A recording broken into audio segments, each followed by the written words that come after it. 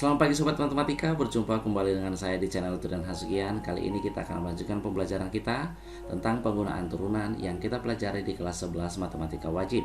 Untuk penggunaan turunan ini sendiri akan kita bagi menjadi 3 video. Yang pertama adalah nilai maksimum atau nilai minimum, kemudian fungsi naik dan fungsi turun, dan yang terakhir adalah garis singgung dan garis normal. Tapi sebelum kita lanjut, jangan lupa untuk subscribe-nya supaya channel ini bisa semakin berkembang.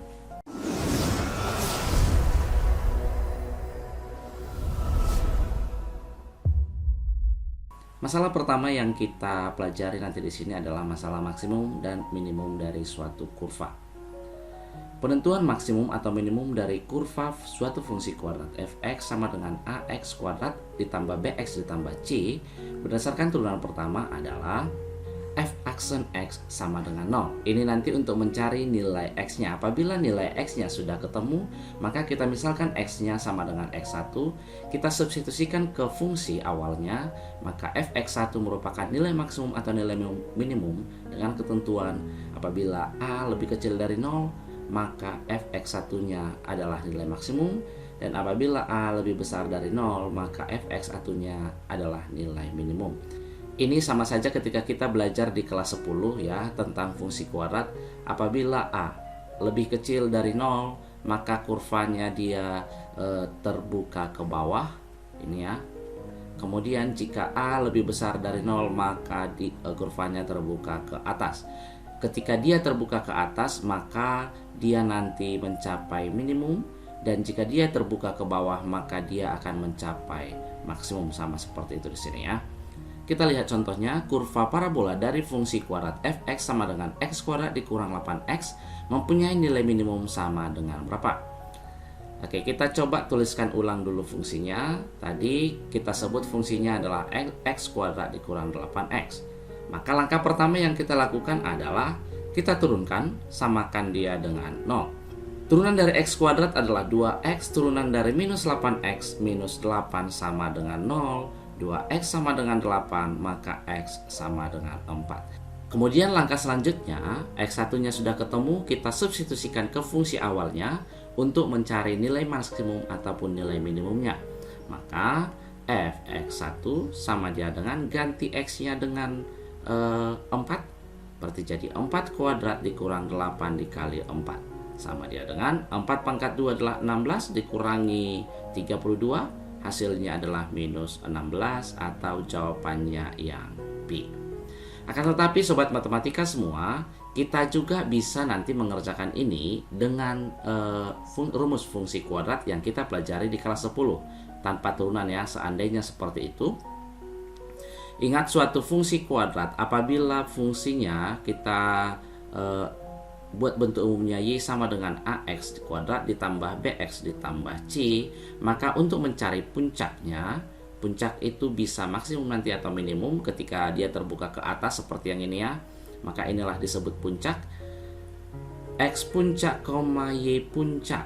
X puncak itu nanti kita rumuskan dia dengan min b per a, atau sering kita sebut sebagai sumbu simetri. Kemudian y puncak itu nanti sering juga kita rumuskan dengan d per minus 4a, atau ini sering kita sebut sebagai nilai optimum. Artinya di sana optimum itu adalah bisa maksimum, bisa minimum, atau sering juga nanti kita sebut sebagai nilai ekstrim. Jadi nanti dari sini bisa kita buat yp-nya. Langsung kita gunakan rumus D. D itu adalah diskriminan B kuadrat dikurangi 4AC per minus 4A. B kuadrat tadi, B-nya adalah minus 8, CA-nya 1, dan C-nya 0. Berarti minus 8 dipangkatkan dengan 2, dikurangi 4A-nya 1, C-nya 0, per minus 4 dikali 1. Minus 8 dikuadratkan, 64 dikurangi yang ini 0 karena dikali 0 ya, per minus 4, hasilnya adalah minus 16. Jadi sama saja ya, apabila kita gunakan dengan turunan ataupun dengan rumus fungsi kuadrat yang kita pelajari di kelas 10. Kita lihat contoh berikutnya. Sumbu simetri parabola dengan persamaan y sama dengan x kuadrat ditambah m kurang 2x tambah 5 adalah garis x sama dengan minus 2. Nilai m yang memenuhi adalah, oke, kita buat dengan turunan ya. Nanti kita buat juga dengan fungsi kuadrat.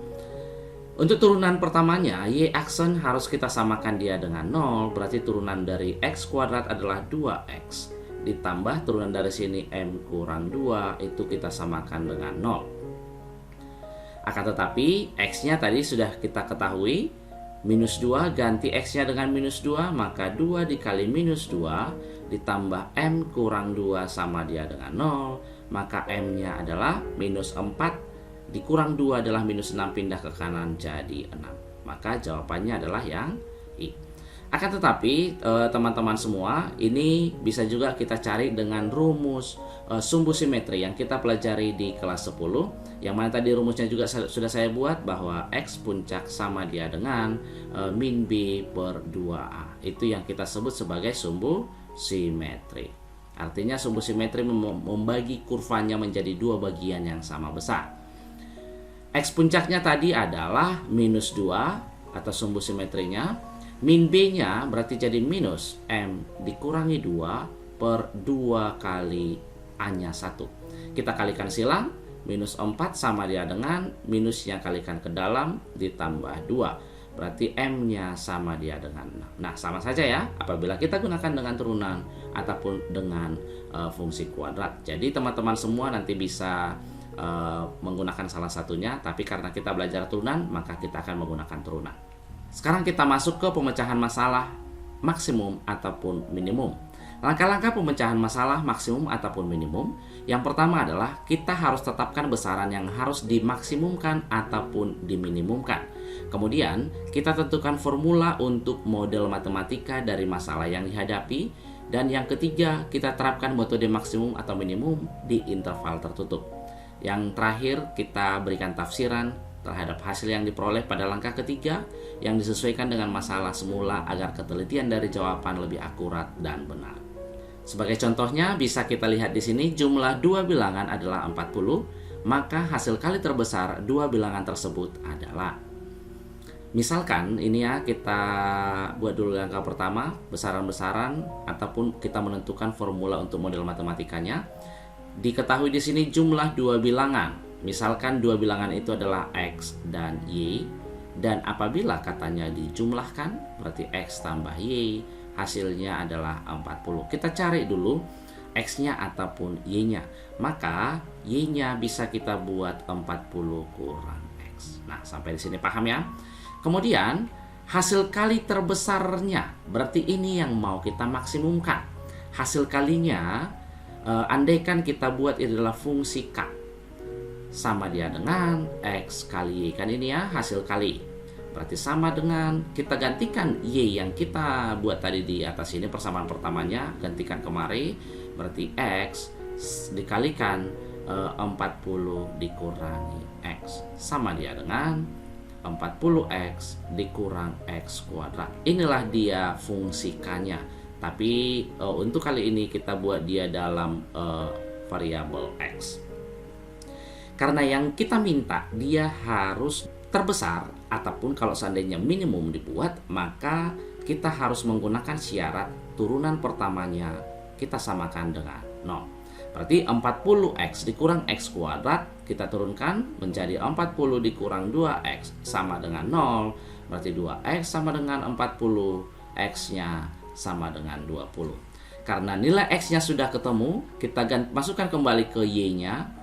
Berarti 40 dikurangi X tadi, atau 40 kurang 20, hasilnya adalah 20. Sehingga nilai K-nya atau terbesarnya XY sama dia dengan X-nya tadi adalah 20, Y-nya 20, hasilnya 400. Sehingga jawaban yang benarnya adalah yang B. Untuk contoh soal yang berikutnya, memproduksi X unit pakaian dalam satu hari diperlukan X kuadrat ditambah 4X tambah 10 ratusan ribu rupiah. Harga jual per unit pakaian itu adalah X dikali 20 dikurangi X ratusan ribu rupiah. Keuntungan maksimum yang didapat setiap harinya adalah. Nah, sekarang kita lihat dulu, kita buat fungsi untuk memproduksinya ini, kita buat itulah biaya. Kita buat saja fungsinya BX ya, dalam satu hari. yaitu X kuadrat ditambah 4X ditambah 10. Kemudian harga jual kita buat saja dia HX sama dia dengan X dikalikan 20 dikurangi X, atau bisa kita sederhanakan menjadi 20X dikurangi X kuadrat. Ini tadi untuk biaya, kemudian ini untuk fungsi harga jualnya. Kalau seandainya ditanya keuntungan, otomatis kita pasti berpikir itu adalah harga jual dikurangi dengan biaya yang sudah kita keluarkan untuk memproduksi itu. Maka harga jualnya tadi 20X dikurangi X kuadrat dikurangi biayanya tadi adalah X kuadrat ditambah 4X tambah 10, sama dia dengan 20X dikurang 4X adalah 16X minus X kuadrat dikurang X kuadrat minus 2X kuadrat kurang 10. Jadi misalkan keuntungannya ini kita lambangkan dia sebagai UX biar lebih gampang. Maka dari sini bisa kita lihat untuk mencari keuntungan maksimum yang ini ya. Untung maksimum berarti harus kita turunkan sama dia dengan 0. Turunan dari 16X adalah 16 dikurangi 4X sama dengan 0. Berarti 4X sama dengan 16, X-nya sama dia dengan 4. Karena X-nya sudah ketemu sama dia dengan 4, maka X-nya inilah kita substitusikan kembali ke untungnya. Atau dengan kata lain kita buat dia UX1 sama dia dengan ganti setiap X-nya dengan 4, 16 dikali 4 dikurang 2 dikali 4 dikuadratkan kurang 10. 16 dikali 4 adalah 64. 4 pangkat 2, 16 dikali 2, 32 dikurangi 10. Berarti 32 kurang 10 tambah 10 adalah 42 ya. 64 tak kurang 42 yaitu 22. Tapi ini masih dalam ratusan ribu. Jadi kalau dia dalam ratusan ribu, kita tambahkan nolnya ada 5 ya. Berarti hasilnya adalah 2.200.000 rupiah, atau jawabannya yang ini. Untuk soal terakhir, dalam sebuah persegi panjang dibuat setengah lingkaran seperti pada gambar. Keliling daerah yang diarsir adalah 100, luas maksimum daerah yang diarsir akan maksimum untuk P sama dengan berapa? Nah, kita lihat di sini ada sebuah persegi panjang ya, dan sebuah setengah lingkaran. Berarti otomatis dari sini kan bisa kita ketahui bahwa diameter lingkaran adalah P juga. Ini diameternya, maka pastinya jari-jarinya adalah setengah P. Sampai di sini paham ya? Sekarang kita lihat, diketahui tadi kelilingnya sama dia dengan 100. Berarti dengan kata lain, keliling dari yang daerah diarsirnya itu sama saja dia dengan P ditambahkan yang ini tambah yang ini, yaitu 2Q ditambahkan kemudian ini setengah keliling setengah lingkaran, atau sama saja dia dengan P ditambah 2Q ditambah keliling setengah lingkaran, berarti setengah kali 2VR, dimana R-nya tadi adalah setengah P. Coba kita masukkan ini yang sama dengan 100, P ditambah 2Q ditambah ini habis, VR-nya adalah setengah P sama dengan 100. Atau bisa saja kita buat jadi P tambah 2Q ditambah setengah VP sama dengan 100. Ini adalah kelilingnya. Atau bisa kita sederhanakan juga ya, karena kebetulan nanti yang dicari adalah P, berarti kita buat dia dalam fungsi P, atau dengan kata lain di sini 2Q sama dengan 100 dikurang P dikurang setengah VP, atau sama-sama kita bagi 2, berarti kita peroleh Q sama dengan 100 dibagi 2 50 dikurang setengah P kurang 1/4 VP. Saya rasa bisa ya sejauh ini. Sekarang kita masuk ke luasnya yang dicari. Maka luas itu pastinya adalah luas yang diarsir, berarti luas persegi panjangnya dikurangi dengan luas setengah lingkarannya. Kan betul ya? Sama dia dengan luas persegi panjangnya adalah panjang kali lebar, di mana panjangnya P dan lebarnya adalah Q, dikurang luas setengah lingkaran, berarti setengah V R kuadrat, atau sama dia dengan PQ dikurangi setengah V R-nya tadi adalah setengah P dikuadratkan, sama dengan PQ dikurangi setengah P dikuadratkan adalah 1/4 P kuadrat dikalikan dengan ini jadi 1/8 V P kuadrat. Akan tetapi Q-nya tadi adalah ini nih, sama dia dengan P dikalikan 50 kurang setengah P kurang 1/4 V P dikurang 1/8 V P kuadrat. Kita kalikan dulu P-nya ke dalam, jadi 50 P dikurang setengah P kuadrat dikurang 1/4 V P kuadrat kurang 1/8 V P kuadrat. Itulah dia L-nya. Supaya dia nanti mencapai maksimum, maka syaratnya adalah turunan pertamanya sama dia dengan 0. Kita turunkan yuk terhadap P.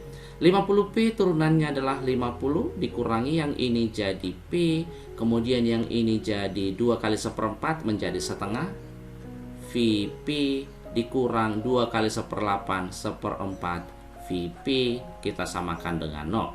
Kita pindahkan P-nya ke kanan, jadi P dikurangi setengah tambah 1/4 3/4. Jadi tambah ini ya, VP sama dengan 50.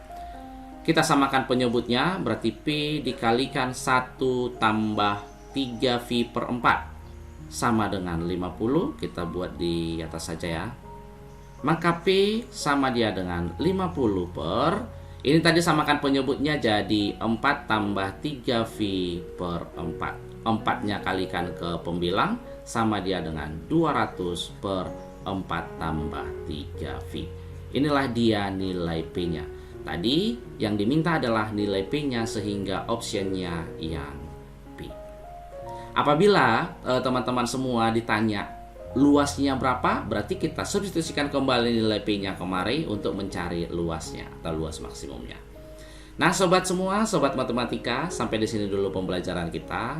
Kalau ada pertanyaan-pertanyaan yang masih kurang mengenai nilai maksimum ataupun nilai minimum ini, bisa nanti ditanya di kolom komentar. Sampai jumpa dan selamat pagi.